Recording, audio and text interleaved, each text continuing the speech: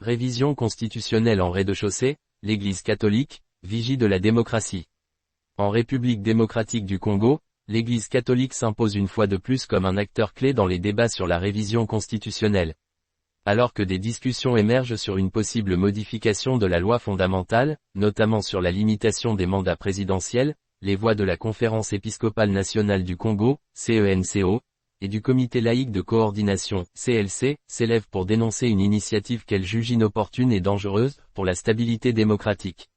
La CENCO, à travers son secrétaire général, Monseigneur Donatien Nessol, a récemment réaffirmé son opposition à toute tentative de révision de l'article 220 de la Constitution, qui garantit notamment la limitation des mandats présidentiels.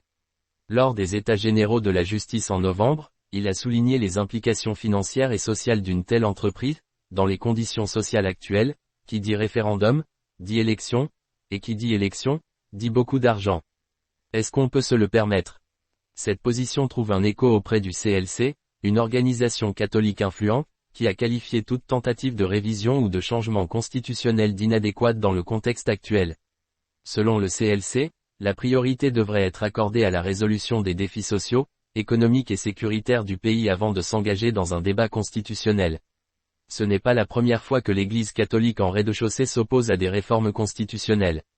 En 2014, alors que le président Joseph Kabila était soupçonné de chercher un troisième mandat, la CENCO avait mené une campagne active contre toute modification de l'article 220, qualifiant cette initiative de « voie sans issue ».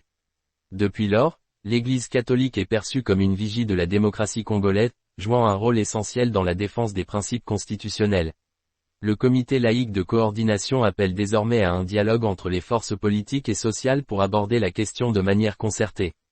Pour le CLC, il s'agit d'éviter toute crise institutionnelle et de maintenir le fragile équilibre démocratique du pays. Cependant, ce débat divise profondément l'opinion publique congolaise. Certains soutiennent que la Constitution doit évoluer pour s'adapter aux réalités politiques actuelles, tandis que d'autres, soutenus par l'Église, craignent qu'une révision ne serve qu'à prolonger les mandats des dirigeants en place, au détriment de l'alternance démocratique. L'avenir de la Constitution congolaise reste incertain, mais une chose est claire, l'Église catholique, forte de son influence historique et de son ancrage dans la société civile, ne compte pas rester en retrait. Dans un pays où les institutions peinent souvent à imposer leur autorité, elle demeure une voie incontournable dans les débats politiques. Reste à savoir si cet appel à la prudence sera entendu par les décideurs politiques.